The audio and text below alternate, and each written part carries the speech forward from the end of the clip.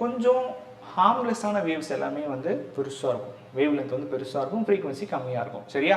So ஃப்ரீக்வன்சினா ஒன்றும் கிடையாது, இப்படி வேகமாக போச்சுன்னா ஃப்ரீக்வன்சி அதிகம், இப்படி மெதுவாக ஆமாம் மாதிரி போச்சுன்னா ஃப்ரீக்வன்சி கம்மி. சரியா?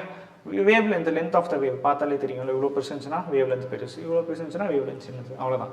சரியா? இங்கே பாருங்கள், மைக்ரோவேவ்ஸ், ரேடியோ வேவ்ஸ், இன்ஃப்ராரெட் இதெல்லாமே வந்து ஓரளவுக்கு கொஞ்சம் வேவ் வந்து பெருசு, ஃப்ரீக்வன்சி ரொம்ப கம்மி. இந்த மைக்ரோவேவ்ஸ் எல்லாம் பார்த்தீங்கன்னா ஒரு வேவ் வந்து ஒரு ஃபுட்பால் கிரவுண்டோட பெருசாக கூட இருக்கும். ஓகே, ஃபுட்பால் கிரவுண்ட் இமேஜின் பண்ணுங்கள், அவ்வளோ பெரிய வேவ் எல்லாம் கூட இருக்குது. சரியா? நமக்கு எஃப்எம் எல்லாம் கேட்குறோம்ல, யார் எஃப்எம் ஆன் பண்ணுவாங்க எப்படி கேட்குது? பிகாஸ் வேவ் ரொம்ப பெருசு, ஒரு வேவுமே ரொம்ப பெருசு. ஓகேவா?